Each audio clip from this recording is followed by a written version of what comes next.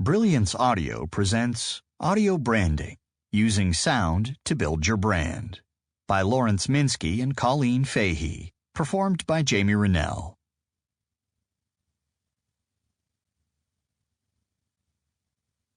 Preface.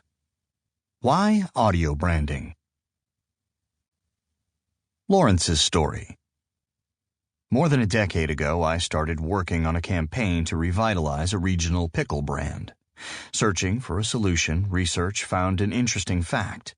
Our brand defied the normal life cycle of pickles. You see, in the typical life cycle, a consumer opens a jar of pickles and enjoys or serves some of them, and then refrigerates. Occasionally, they return to enjoy more, but slowly the jar makes it to the back of the refrigerator and sits as the pickles get soggy and tossed. Then, the pickle life cycle started all over again with the purchase of the next jar. On the other hand, the brand I was to work on didn't experience this life cycle. Rather, its primary consumers tended to eat up the entire jar, so there was less waste. We decided to launch a campaign based on the idea of the emptiest jar in the house. As part of this campaign, we also decided to run on radio rather than on TV, with a heavier media buy on Thursdays as the key shopping days approached.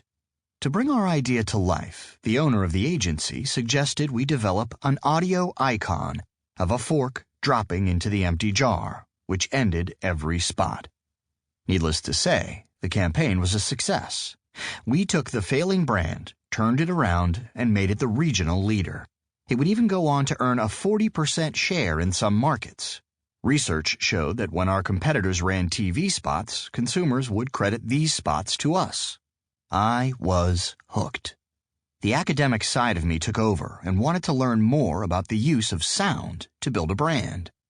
In around 2012, I heard what Colleen was doing as the U.S. Managing Director of CCM Son, the world's leading audio branding firm. I had known her back in the 1990s when we both worked at an agency called Frankel, now Arc Worldwide. At Frankel, Colleen served as the Executive Creative Director and was considered one of the world's leading experts in kids marketing. I was much lower on the agency totem pole, but then working to launch the concept of marketing to employees and the broader area of employee branding as a leader of an agency initiative called The Walking Brand. I learned of Colleen's activities through my then publisher, Bruce Bendinger of the Copy Workshop, while I was working with him to develop the book, The Get a Job Workshop, a collection of essays from leading professionals as well as exercises designed to serve as a roadmap for the new career landscape in the creative areas of advertising and related marketing disciplines. My publisher suggested I ask Colleen to donate an essay. When we met about her essay, I asked Colleen to collaborate with me on a digital article on audio branding for the Harvard Business Review. It was my sneaky way of learning more about this intriguing area.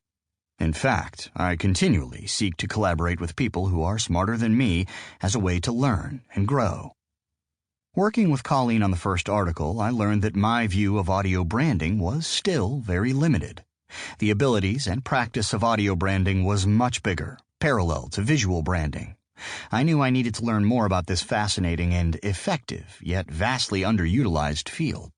We then co-wrote additional articles on audio branding, which were published by places like marketingprofs.com and the Data Driven Network.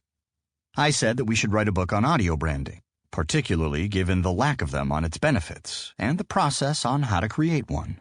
Colleen said she was never really motivated to write a book, but when Kogan Page came along, she came on board. I hope you learn as much about audio branding as I have from Colleen.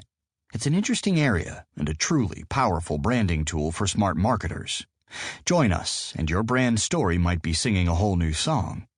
And in the meantime, beyond the acknowledgments, I'd like to thank Colleen for her dedication, drive, and willingness to share her expertise, and her husband for letting me steal her time, and my family for their understanding and giving me the time to write this book.